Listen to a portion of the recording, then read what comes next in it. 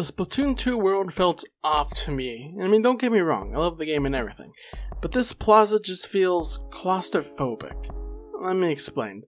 In Splatoon 1, the plaza felt really open. It's a circle shape, so inviting, warm, and it feels like a hangout for the Inklings.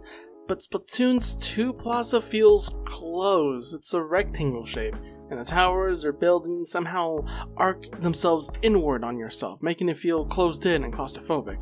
Plus, there's barely any sky to see compared to Splatoon 1.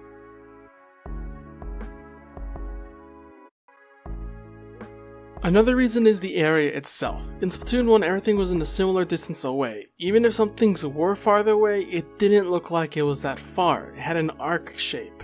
Unlike Splatoon 2, where it's literally a rectangle, so battles look so far away, unlike something like the store, which is like 2 seconds away. Now I know you can just use the menu, but I'm not talking about that. This is how it's compared to one and the other by looks, not by the menu.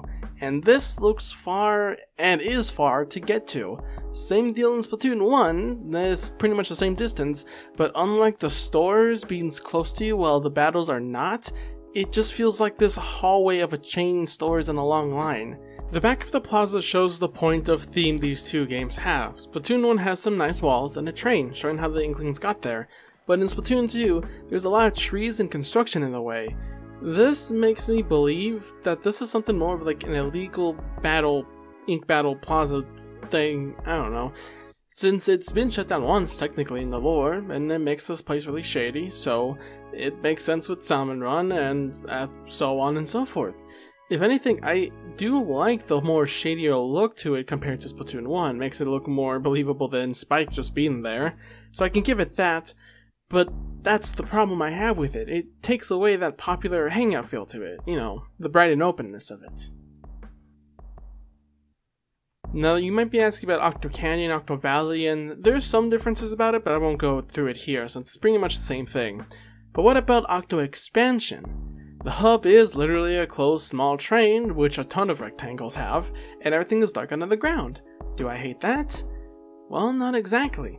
Unlike Bright Splatoon, I am used to the Octo Expansion setting because the entire point and the story about it is going to the surface being trapped underground doing these tests. If anything, the train reflects that, being boxed in, not be able to escape, and only able to peek outside of it. It does a really well job on trying to make sure it makes you feel like her.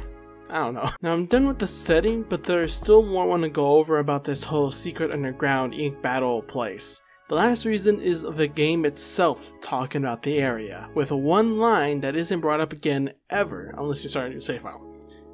The thing is, when the game is talking about Marie being there, the game says, no, she'll never hang out in a place like this.